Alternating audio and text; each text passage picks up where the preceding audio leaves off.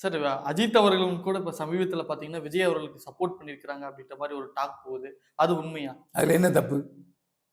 அஜித்தும் விஜயும் நல்ல நண்பர்கள். அதனால அவர் அஜித் வந்து விஜய்க்கு சப்போர்ட் பண்றாரு. அதுல என்ன தப்பு?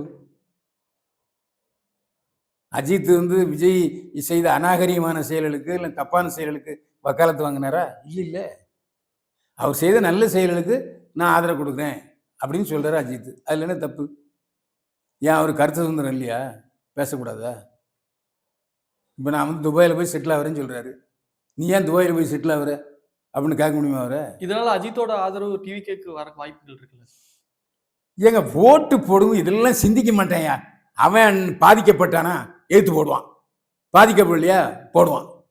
முதல்ல ஓட்டு இது வந்து ஒரு நிமிஷத்தில் அவன் பண்ணுறது. இந்த இதில் நான் பாதிக்கப்பட்டேன் டக்குன்னு மாற்றி போடுவான். இதில் அஜித் ஆதரவு கொடுத்தாரா விஜய் அப்படிலாம் அந்த யோசிக்கிறதுக்கான நேரமே இருக்காது. தேர்தலில் ஓட்டு போடுறது நான் பாதிக்கப்பட்டேன்னா நான் அந்த கட்சிக்கு போட மாட்டேன்.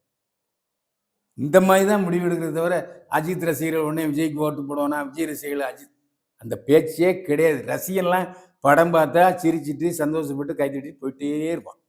அவ்வளோதான். அதோட முடிஞ்சதை தவிர அவன் ஒருத்தன் 5000 ஒருத்தனை மாற்றி ஓட்டு போடுவானா? காசை வாங்கிட்டு காசு கொடுத்தவனு ஓட்டு போடுவான். அவ்வளோதான். அதில் என்ன இருக்கு?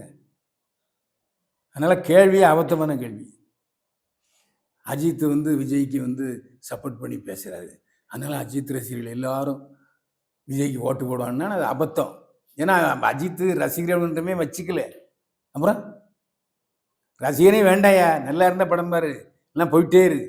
ஏன் கட்ட அவுட்டுக்கு எதுக்கு பால விஷயம் பண்ணுற? உங்கள் அம்மா அப்பாவுக்கு ஏதாவது செலவு பண்ணு சொல்கிறது அஜித். அந்த மாதிரி நல்லா இருந்தால் பாரு, நல்லா இருந்தால் போயிட்டே இருக்கு. Okay sir. இவ்வளோ நேரம் எங்களுக்காக பதில் சொல்றதுக்கு ரொம்ப நன்றி சார்.